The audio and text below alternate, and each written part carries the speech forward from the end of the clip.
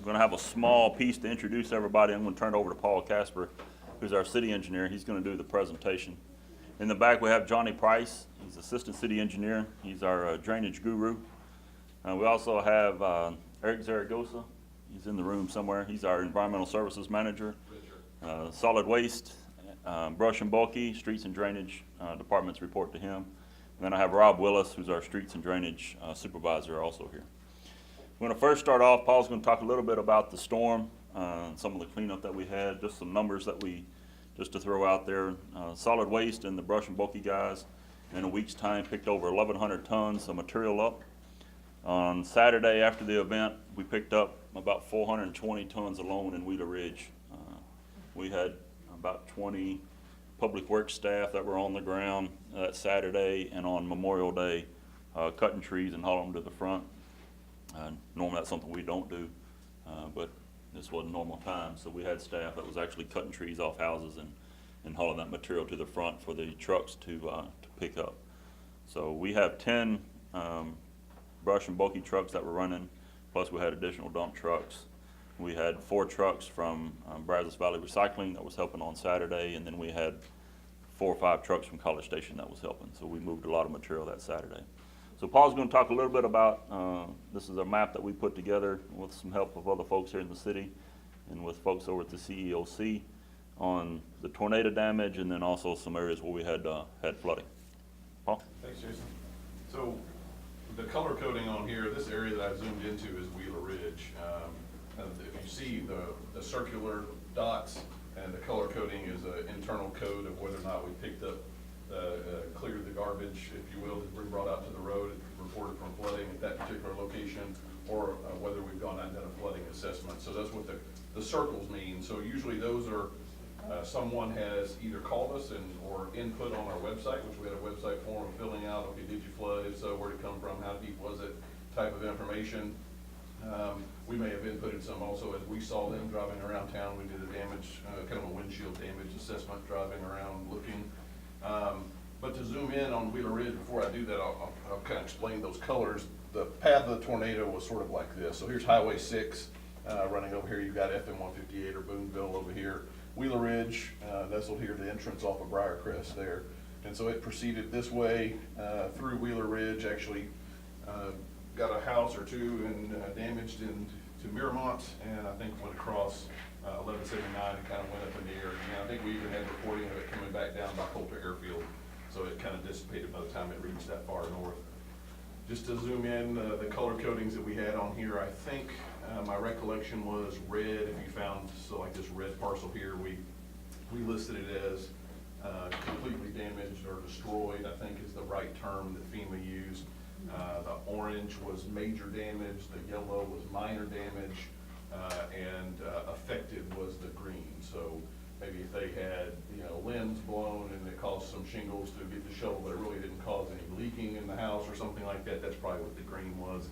And then the rest of it was depending on how much damage to the house. So you can see a lot of number of properties there. I don't remember the exact totals off the top of my head, but I'm going to zoom out a little bit, and you'll get a feeling for all the reports we had across the entire city of Bryan. You can see where the dense areas were, and as you zoom in, those dots become smaller. But you can see most of those around the rest of the city were flooding complaints of one form or another.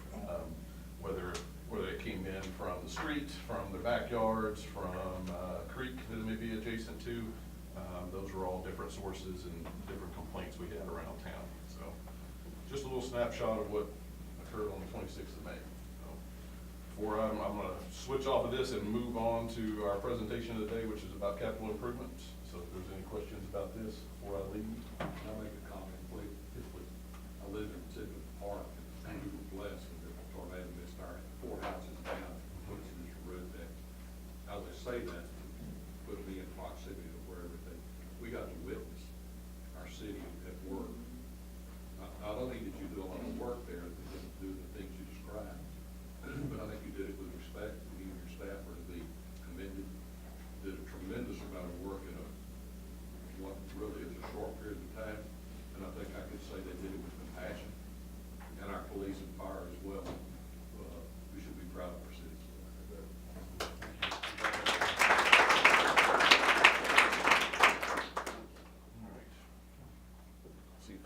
switch over to the other one real quick. Pizza and projects. So we got pizza. Now we're going to talk about projects. So when we mean projects, we're talking about capital improvement projects. So we're going to talk about today our capital improvements program. Things we're going to talk about today are advantages about our process that we have for our capital improvement program, the funding sources, where it all comes from, lots of dollars, what our proposed what our CIP program is for FY 16 through 20. That particular 5-year program has been approved by council. We'll talk about projects that we didn't fund that are great, the kind of hot topic projects that we could be talking about, but you know, we always have more projects than we have funds. It's always the scenario we run into. We'll kind of highlight where we've been spending money in accordance with our single member districts, council member districts around town, and we'll have time at the end for questions. So if it's just a burning question as I'm going along, feel free to raise your hand. I don't mind being interrupted. So let's do it that way. So capital improvements, we defined them in our program as a $200,000 expenditure at least or more, has a non-recurring expense, and at least has a 5-year life. So things smaller than that, handling through maintenance, regular operating budget type thing. Some of our advantages, we want to coordinate our projects. From engineering side, we're designing these projects. We don't want to design a project and then before we finish the design, it becomes not a priority and then we don't do it. And we have a set of plans that doesn't get built, right? So we want to forecast enough that we're designing ahead of when the construction needs to happen and we have a good process moving forward and our priorities don't shift too drastically on us. We do want to be flexible enough, so I think we've kind of done a program that allows us to revisit it on a frequent basis. We're not locked in for a solid 5 years. We look at those every couple of years, and we'll talk about that. Make sure we get our land ahead of when we need construction. Sometimes getting easements and right-of-way takes some of the longest time period of a design of a project. Making sure that we are utilizing our staff time, as I talked about, and that we get higher priority projects done first. So a ranking system needs to be put in there for that. So these were our goals when we set out. Some objective look at this. It's strategic direction from council incorporated into our process. We had community buy-in in terms of public input on it. When we first unveiled this program back in 2008 and 2009, I went around to lots of homeowner associations and talked to them, Rotary, different civic organizations, and kind of explained the program, what was going to be coming. So we did a lot of outreach early on. That we're very transparent with the program. You can see all this information, most of it out online, and we'll be glad to share as we go forward, and be proactive rather than reactive. So our process, I won't bore you with a lot of this, just know that we have ones adopted by resolutions at council. Key highlights that you'll see on these next couple of slides as we do it. Now, every 2 years, we kind of have a 2-year cycle of different things happening in each year. When we first unveiled it, the first couple of years, we did everything once a year. So it was a very fast turnaround. It was really almost too much looking at within 1 year. So this is a much better way, I think, of going forward, looking at it every 2 years. We have had 5 CIP programs, and we talk about a program that's kind of that 5-year window that we're forecasting. We've had 5 of those 5-year windows adopted since we started in 2008. Those are the years in which we adopted those with council. So we have this 2-year process. Odd fiscal year is what the FY stands for, and so in terms of the years, whether it's our fiscal year is October, starts October 1, runs around until September 30th. So when it's FY 16 is what we're in currently. So we're an even fiscal year in terms of doing this process. But last year, this is kind of the process we went through in each of those months, and I'm not going to walk you through all this because we kind of have a lot to cover today, but a lot of it is back and forth with regard to projects, looking at the costs, making sure they're accurate, and then going back to council and discussing with them. And ultimately, no matter how much we do in terms of ranking projects and putting together a staff recommended CIP program, it's the council who adopts that 5-year program, and they can always interject a change and override whatever staff may recommend. So it's ultimately a council decision. And this is our current year, and these are the things we've been working on here. So in a odd fiscal year, we're going to adopt a new 5-year CIP, and we're kind of doing housekeeping behind the scenes, making sure we're updating cost estimates for the projects and the ranking system and changing if any of that needs to happen. So our CIP process starts out really with getting public input. We want to make sure that we know about projects, so we have on our webpage as well as paper copies about CIP projects that we would like to know about. I put a stack of them back there so I didn't pass them out. Some of you may have picked them up on the way in if you came in later. Feel free to pick up those and fill out any project that you would like to see done around the city. We don't know them all. We know a lot of them. But we don't know all of them, and so we want to make sure we get that input into what's needed, and then we want to make sure we don't forget about it. So we throw it into a project database because, again, we got more projects than we're going to have funds for, so we don't really want to lose, forget about a project in the process, as it may take many, many years for that to finally get funding. And then which project do we do first? And so there's a ranking system that's involved with that.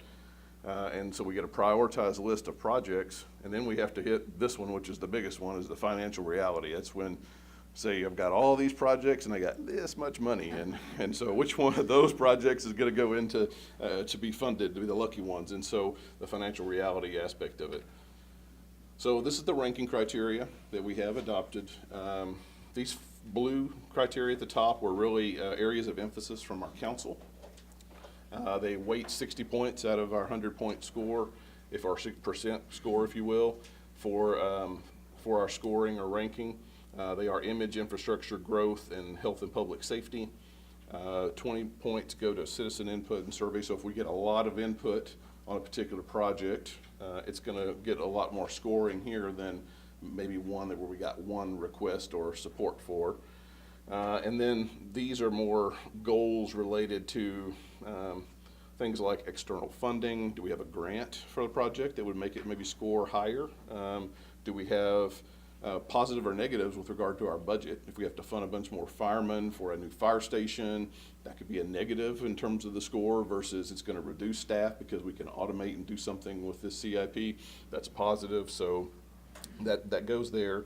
Regulatory compliance, is the state or feds making us do it? And then a timing location. Is there a benefit to doing it with a project that's about to happen right now and we should shift it up sooner? Okay, so that's kind of how we end up with a official CIP score at the end. So what's in our database right now is a snapshot as of, this hasn't been updated since last year, but when we updated and presented to council last year, we had 180 projects. The ranking in there, we had really, all those projects, we ranked them from 1 to 38. You're like, well, there's 180 projects. There were a lot of ties. When we're talking about a point score that ranged from 7.5 to 3.1, to start carrying it out to multiple decimal places to break ties, and we said, let's just keep it to one decimal place, and we're going to have a lot of projects that list tie, because it's really a relationship of which ones are generally higher priority than the other. Doesn't mean we pick them off as the priority is, because quite frankly, some of the higher priority projects may be too big for the little pot of money that we have, and so we have to skip down until we find a project that we can fund. And so this next slide kind of explains the color coding here, what we had set up. So it's really just for that particular slide. If you want to refer back to that and see, this is just an example of what we have in terms of the ranking. So it showed how each of the criteria was scored, a total score at the end, and then a ranked summary there. And we were just showing green projects, I think, we're done, completed, and blue we're in process. And so that was just sort of what we were showing with council here. So our large CIP projects can take a long time. Folks kind of get disillusioned sometimes because it's approved and we've got funding for it, and then it's like 3, maybe 4 years later, sometimes before the project's complete and on the ground. And that because, kind of walk you through what a typical one of these involves. We're going to design a project, let's say it's a major roadway project, it's got utilities and everything involved.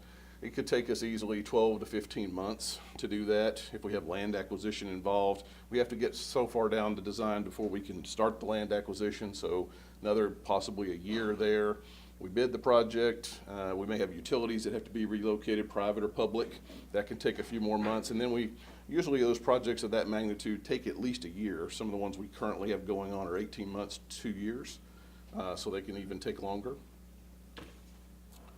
And breaking down that design phase for you, there's a lot of back and forth that goes on between consultant working, city working at it, consultant working, city working on it in terms of review, and it just sort of steps you down those typical phases that we work with in the design. land acquisition, a lot of interaction with owners, title reports, working with our consultants that do that for us, and then worst case, if we can't agree to a price on an acquisition, maybe the condemnation process, and that's the best case scenario of only 3 or 4 months. It could take longer than that sometimes. So sources of funds, bond funds, as we call the certificates of obligations, the style of bonds that we like to issue as opposed to general obligation bonds. It's kind of the old style where it was based on a voter approved list of projects. Certificates of obligation, city initiated, doesn't require that voter approval. And so it's just a matter of, can you issue that much debt based on your incomes coming in? College Station's starting to use those certificates of obligation as well, rather than having their voter approved projects. Transportation fee and drainage fee, we get those in, you pay those on your utility bill each month. I think the transportation fee generates $5 million, something like that for us, and drainage fee around $800,000 or $900,000 a year. We have cemetery funds that can only be used for cemetery things, and that's important because we have a project this year for that.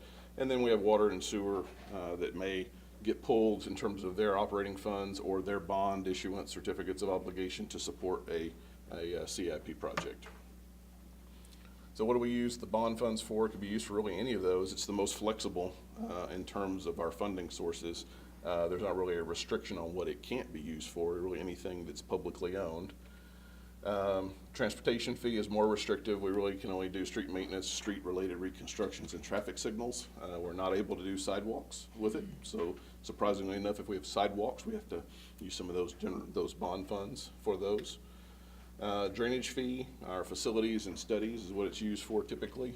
And cemetery funds, expansion of cemetery, water and sewer only for water, wastewater projects. I'm gonna show you lots of slides with lots of numbers.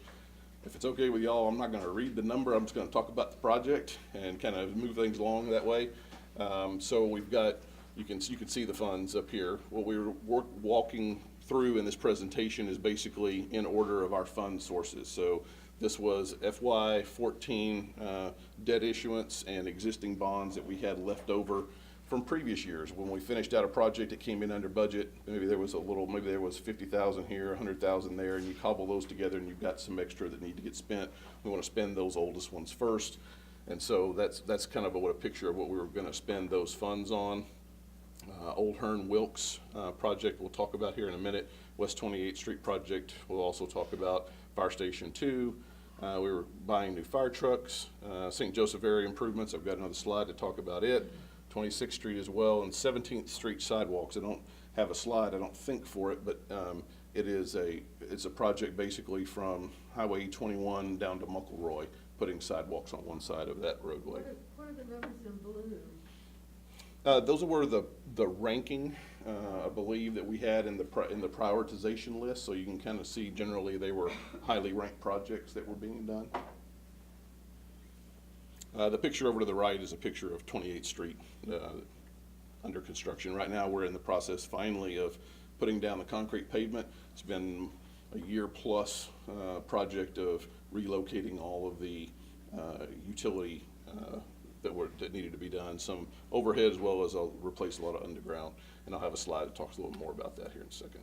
There we go, perfect timing. So the project limits went from Palisoda down at this end to Congress. So if you're in downtown Bryan where we are, and you take 28th Street and drive west, you're gonna come to kind of a bend in 28th Street. That's right around where Congress is. And from that bend down to Palisoda Street intersection is the scope of the project. Currently, it was a kind of a 2-lane open ditch rural road type section, no sidewalks. But yet we had a lot of school kids trying to get to bus stops and to schools. And so it was really needing to be an urban section. So we're converting it to a 38-foot wide concrete curb and gutter, which is very similar to Beck Street. If you're familiar with what we did with the Beck Street extension and the rehab of Beck Street, that's kind of the same road section. 6-foot sidewalks and utility replacements along the corridor. We're just pouring concrete now, so continue to see phases of that go forward over this next year. Old Hearn Road, phase 2, to walk you through the limits of this project. Here's Bonham School. intersection of Wilkes and Old Hearn. Highway 6 is out here. The limits of the project, When that was on the CIP? when did this one? Yeah, it was back in the 08, 09. 2008 or 9, sure was. So it's been there working on it for a while. In fact, the 28th Street project was also one that's been there for a few years as well. So a lot of times easement acquisition, things like that involve a lot of time ahead of time. In many cases, I think that's what the issues were here too. So Old Hearn Road, it'll have a reconstruction of Wilkes. Again, it was open ditch. It'll be an urban section. Includes Old Hearn Road reconstruction. Back into the neighborhood, we had reconstructed Wilhelm from this point down to Texas Avenue a few years ago. So that really finishes that neighborhood collector through that neighborhood. And then we have a connection where we needed to take the stormwater out to the park area where the creek is. And so we're rehabbing Missouri Avenue there, I believe, as well. Whoops. So you can see there's our price, and we're going to have about 18 months. If you go out there today, you're like, well, they haven't started on it. They've been awarded the contract, but we've got a little hiccup with a private utility that's in our way. We're trying to get verification if we need to change anything that we weren't expecting when we put the plans together. And then what we'll probably see them start working on first is this neighborhood area down here where we don't have that particular utility conflict. Then they'll move into work on this over the next couple of years, right? Really, it's 18 months is what we're expecting, but since we've kind of burned up a few months already, I think it's going to be the next 2 years. So other projects moving on now into FY15. This is kind of looking back, but when we were showing the years in which we're spending funds, Briar Creek Court Alley reconstruction. Picture of it during construction over there on the right. It is substantially complete now. We had some flooding coming in from a poorly constructed alley in the back to residents there, and so we reconstructed it with a lot more capacity.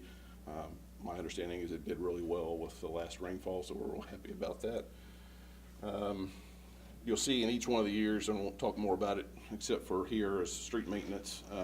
That may involve asphalt overlays, may involve concrete reconstructions, may be chip seals, could be crack sealing, could be pavement markings. A lot of things fall under what we're calling street maintenance. Multiple contracts will be issued usually annually for that work, and so that's kind of a sum total of what all those contracts are about. You may see a road get rebuilt and you're like, I remember that being on his capital improvement list. It's getting rebuilt as part of that street maintenance project, because to you it looks like a brand new road when we're done. We're really maintaining the road and sometimes reconstructing it. If we don't have a bunch of utilities that have to be replaced, it really doesn't rise up to the capital improvement where we're coordinating a lot of different areas. 17th Street is have a culvert there. We recently replaced the one at MLK, and this is a kind of just upstream of that, and so we're replacing that culvert next. We've got, and that'll be a partner project with the sidewalk I mentioned earlier. We had a development agreement with the development over there at the Walmart on the west side of town. So we paid for that traffic signal there. It's not an unusual thing where we partner with developers when they're doing a project. We may have some public improvements we will partner with, so that's what that's about. Highway Safety Improvement Program is what HSIP stands for, and we applied for a grant through TxDOT. We are in the process of designing and it's about ready to go to construction in FY17, that particular grant, and we're actually applying for more grant funds in this current cycle for a bunch of different projects. So the key there is it has to be safety. We have to show crash mitigation by what we're proposing. So we can't just say, hey, we want to rebuild the street. There has to be a safety related reason for it. Drainage fee, these are some of the projects we were using with the drainage fee. All right, FY16, keep us moving along. So Old Hearn Road, phase 1, basically is taking up where we left off with the phase 2 picture I showed you earlier, and carries Old Hearn Road to Texas Avenue, to the intersection where there's a traffic signal there by the HEB. And so we're in the design process now. We're also in land acquisition, so both of those are currently working. We are also doing fire station number 2, finishing up the design for that, getting ready to go to bid anytime now for construction. And then these are finishing out an equipment of the fire station and then another fire truck. You can kind of see a pattern just about every 2 years, there's a fire truck in the budget, so. So in FY16, continuing the list, we also had Sadie Thomas Pool, and that's a picture of it finished on the right, and picture in construction down at the bottom right. Those were the dollar amounts for it. We also had some park maintenance and capital that was getting expended to upgrade some parks, and then the other one that's in construction that we're involved in is the skate park at Williamson Park, and there's a picture of it in construction down there. You can kind of get a feel for all the bowls and ramps and things that are going on there with the skate park. Now switching to the transportation fee, so those were the bond projects out of FY16. And those are the projects we're going to fund of the transportation fee in 16. That culvert project I mentioned earlier. Washington Avenue is paired project with the cemetery. I'll show you a graphic here in a second that'll make sense. Cashmere Street with a drainage project that we also have in that area. A couple of traffic signals. This one's under construction now, Villa Maria at Texas Avenue. We'll be replacing the temporary poles that TxDOT installed with the new poles. And then we'll have Villa Maria and Carter Creek also going to bid this year, and that project will get started. 26th Street, we'll have a slide on it, St. Joseph as well, and again, annual allotment of street maintenance. What we'll see is too, we may pair bond funds with transportation fee. Maybe we couldn't fund all the project with the bond funds, and we may need to fund some of it or supplement some of it with the transportation fee or supplement it with drainage fee. And so you'll see multiple sources coming to the same project, and that's what that's about. A couple more traffic signals hoping to get started on design on Texas Avenue. If you have just kind of a plug, if you haven't noticed, Texas Avenue, Villa Maria, we've been retiming those traffic signals.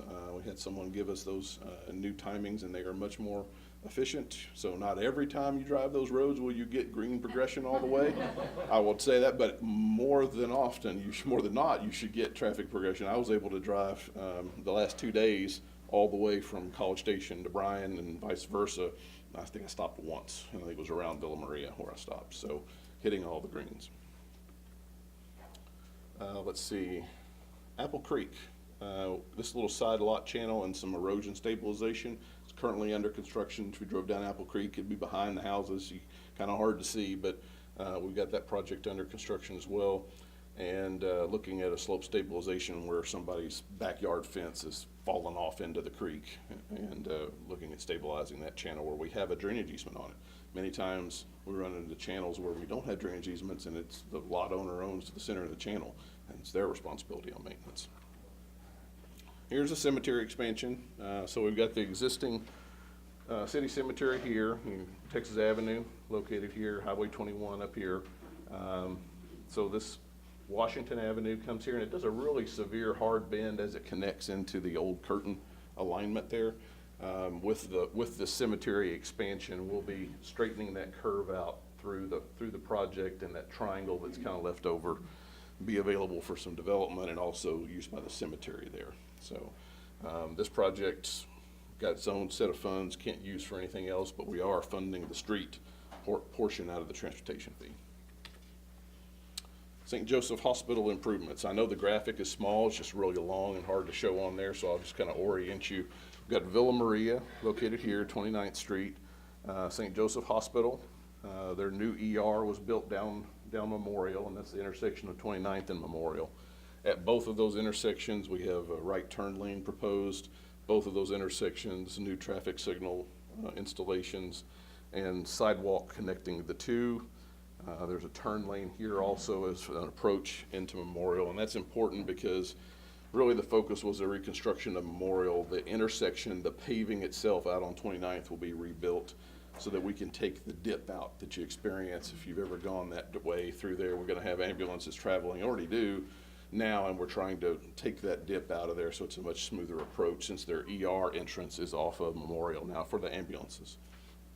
So this is kind of a breakdown of the funding, and it's a good illustration of what I was talking about in terms of multiple fund sources funding one project. So we've got transportation fee money, we've got some bond funds going for the sidewalks, we've got water fund funding the water improvements need to happen, and we've got BTU funding the electric improvements. The one thing I did fail to mention is we're going underground with the electric lines basically from here to about halfway.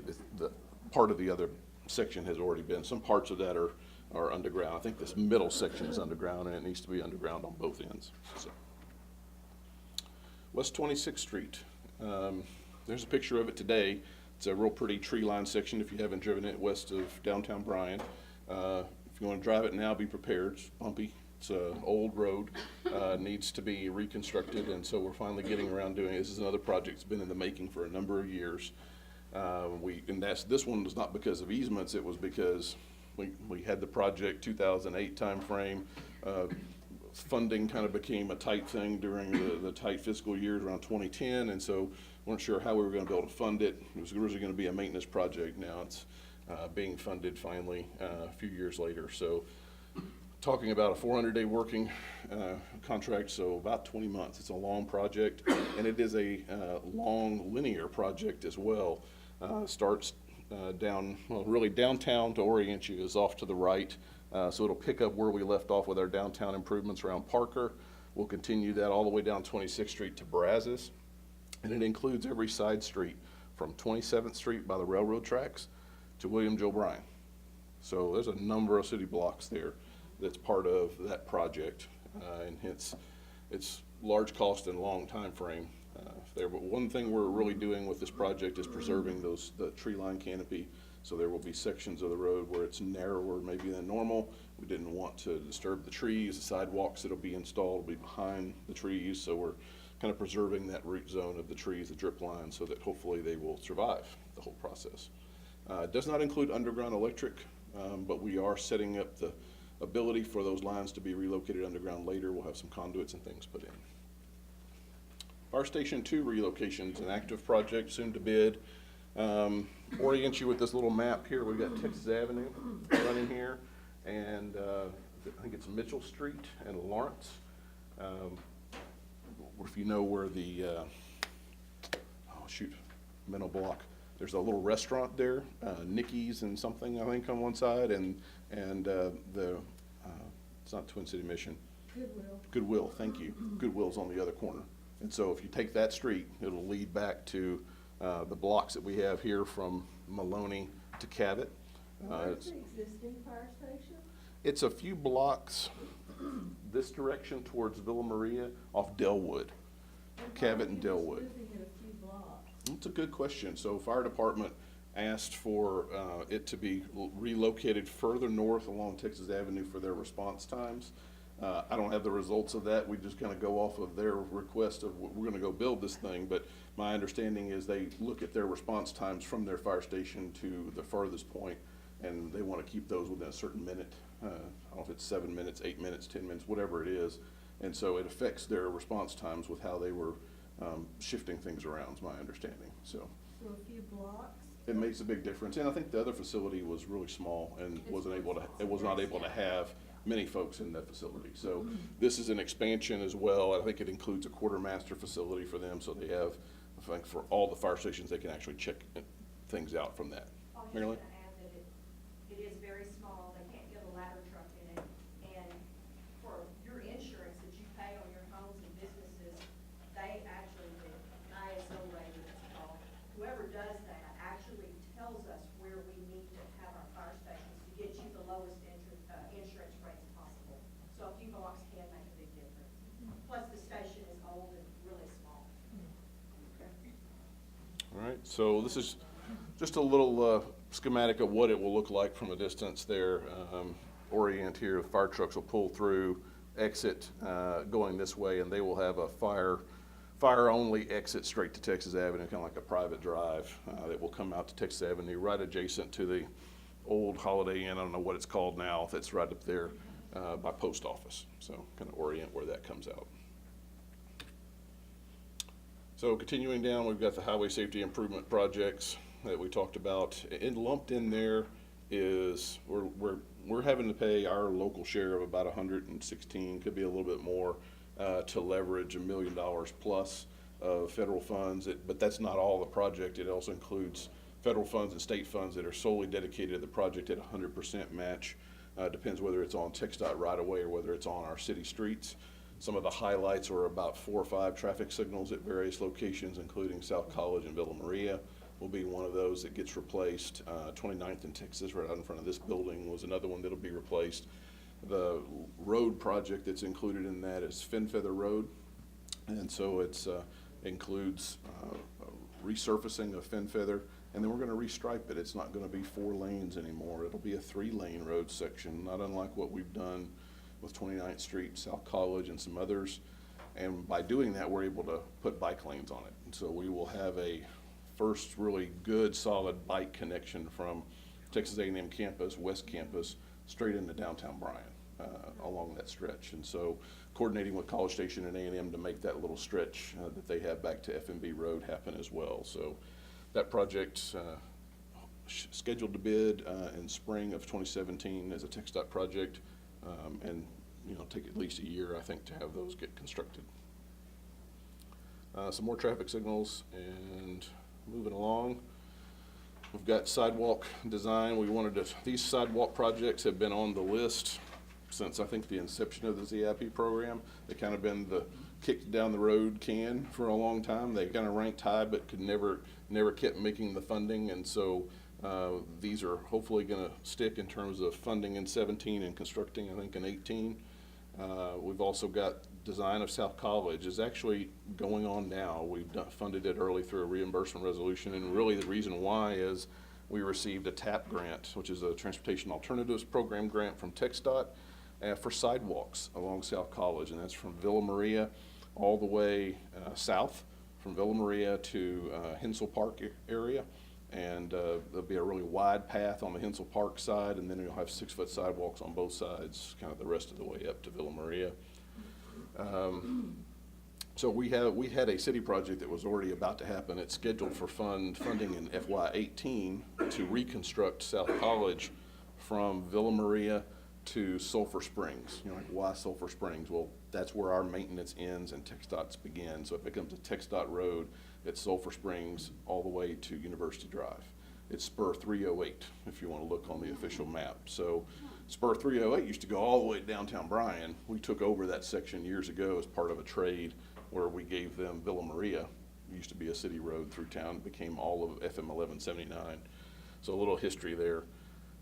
So we've got 2 projects that kind of need to happen as one, and it's really very difficult and complicated because we're talking about not only sidewalks, but now the council is, I think it's a really great idea to underground the electric utility lines along the same corridor that we're talking about, so from Villa Maria south. And can't build a sidewalk if we don't have the power lines underground, or at least the conduits for them to go underground. So we got to hurry up and design the part that's going to be up under the sidewalks. And the sidewalk has a very firm schedule. We will turn in final plans in 2 months this year in August, and we will, TxDOT will give us 1 year. They've given us the most time they can do it before they have to bid it, August 2017. So we have an August 2017 data. We know sidewalk construction's happening by TxDOT. We got to get all of our other stuff done before then, and so that's a pretty fast turnaround for easements, right-of-way stuff, putting utilities underground, and so I think it's going to be some of it's partly done, and we can build the sidewalks, but there's still going to be utility relocation going on as the sidewalks are constructed. But it's an exciting project nonetheless, and we're glad we got the TAP grant funds for it. Allows us to stretch the funds a little more, and with that we'll be replacing a couple traffic signals along that stretch as well. Definitely the one at Sulphur Springs, potentially the one down at by Chicken Oil Company. One other thing about South College, one of the things we're working with is there's a lot of driveways, so it's another coordination issue that we're having to deal with because it's really hard to build a safe sidewalk across. I'm going to use just Chicken Oil as an example because I already mentioned them. They have just a big open parking area. There's no defined driveway, and so with that we're working with a lot of property owners to try to define their driveway entrance so that folks can feel safe walking across the sidewalk that'll get constructed. That causes a lot of heartache for some, and so we're having to work through those issues. Here's the drainage projects. We've got, this is up northwest fork of Still Creek. It's up around the Staunton, Malvern area of, off to the east of Texas Avenue as you go north of Highway 21, back in that residential area. So some projects there. Burton and Briar Creek, the southern part of town, some slope stabilization, unlike what I described earlier. And then here in FY18, we're kind of getting a couple years out now, so this is where I say we had a 5-year CIP window. We like to fix those first few years, and we know that's what we're going to be working on. I haven't started design, except for South College, really, on any of these other ones, and so you want to allow the flexibility as we go through the CIP process next year with council. These could change. Hopefully not. We kind of are moving forward in this direction, but you could see some projects start shifting in. Our forecast out to 2020, history has kind of shown we do change those projects up a little bit. We're never sticking with that full 5-year CIP that was approved the first year. So this is kind of a funding breakdown for South College. Again, those are the sidewalks we talked about earlier. The one in red is University Drive East. We already had a project to extend University Drive, the first phase of it, from FM 158 kind of around to the east side of Copperfield. It got accelerated in that we're talking about this now simply because we have 2 developments that are interested in happening on either side of the roadway. So we're talking about partnering with the first developer on that to where we maybe pay them, or we work out an agreement where somehow we're funding that roadway for it to get constructed as part of that development. So something we're maybe taking it out of order and bringing it up sooner, and we do it through a reimbursement resolution and use other funds that we may have on hand now to sort of pay back the bond when we issue it at a later date. And then the fire truck. Transportation fee, you can see we didn't have enough money to fund the University Drive, so we're having to dip into that as well there. Moving out, so I'm gonna kind of just highlight a few of them. We're talking about a few traffic signals here as we get further out, more stabilization along the creeks. FY20, the one to highlight here is finally looking at funding of that, what we're in design on right now of Old Hearn Phase 1. And say, why does it take so long? That one we do have significant right-of-way we're gonna need to get. It's a very narrow road, especially by HEB. We'll need to get a lot more right-of-way to be able to build that road. So we're just anticipating some time, effort, negotiating with property owners, making sure we have a solid owner and we know who that is. A lot of times we run into owners we don't have knowledge of. So South Coulter reconstruction is another project, and that one will be a really good project from South College, basically, I think, all the way to where we've left off with the Coulter reconstruction at 29th Street previously. Some, hopefully, Highway 21, some sidewalks, a neighborhood revitalization project, and then Old Reliance Road. We want to widen it, make it curb and gutter section, I believe. So here's the neighborhood project. It's kind of west of downtown again, off of MLK and Sims area. You can see Neal Elementary School is located here. So not unlike 26th Street, kind of multi-block area. That's what we're looking at there. Here's our funding for that. 22, I'll put this slide in here, I left it in here to kind of show, these are maybe some other projects that we're talking about funding as we go forward. They're not in our 20 forecast right now, the approved CIP. This may be coming after that. And then here's a summary of what we just got through running through. So $84 million from FY14 to FY20 of projects that we have to be built. So here we are right here in this time frame. So this is kind of what our ability is, I think, looking forward to where maybe we could future possible debt for projects, that we could issue this amount of debt, projects still to be determined, right? So continuing, the good news is we start seeing a larger increase here in terms of available because some of our older debt dies off. It's like you have a mortgage on a house, hey, take it out for 20 years, you finally pay it off. Well, we're getting a payoff here, and we're able to maybe look at putting some additional debt in. Bunch of good projects, not currently funded. So University Drive East, going further than what we had planned with this first phase is an option. Super parks, regional parks, water parks, animal shelter. I will mention this one was on the list, but I added the red line here. We did, as part of that same TAP grant, get funded for lights on FM 158, so we will have street lights from Highway 6 down to past the city, or the city of Bryan. City limits goes a little further, but it's at Highway 30 where the project will stop, where it comes in, Harvey Road. Community center also. So some things we always weigh when doing this is the costs. Don't always include utility expenditures. There may be additional ones we didn't anticipate. Projects may increase or decrease our operating and maintenance budgets.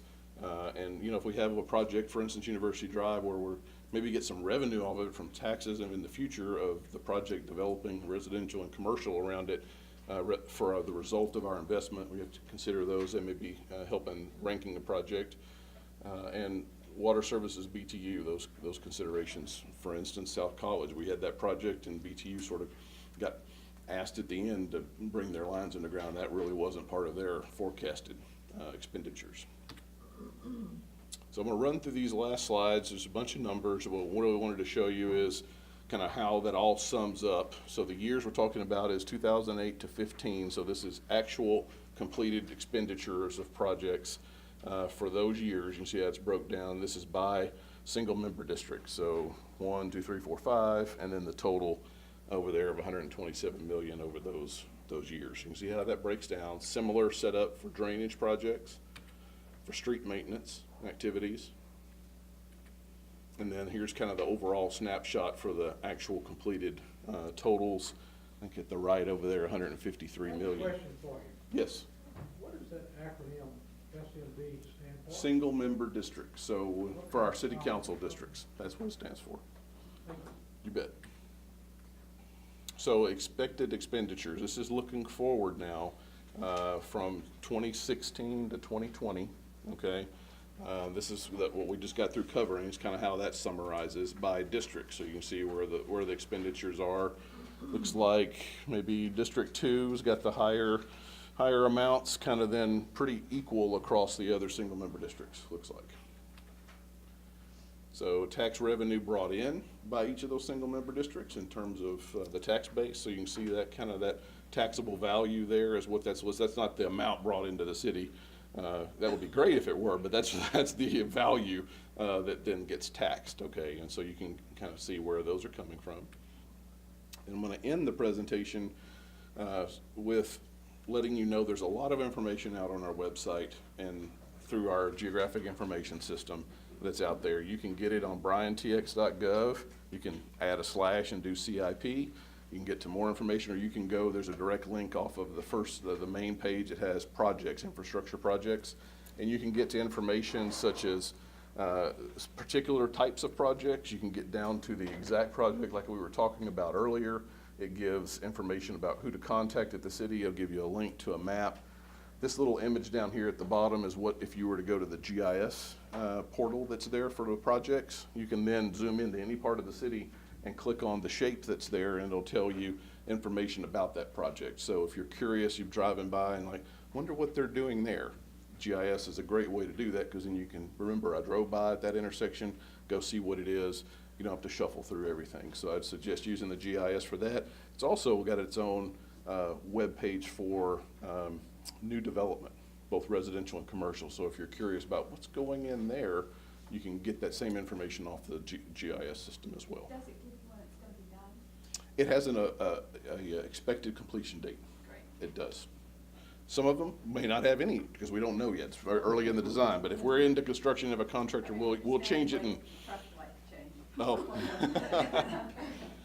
So that's kind of my summary, and be glad to answer any questions you have.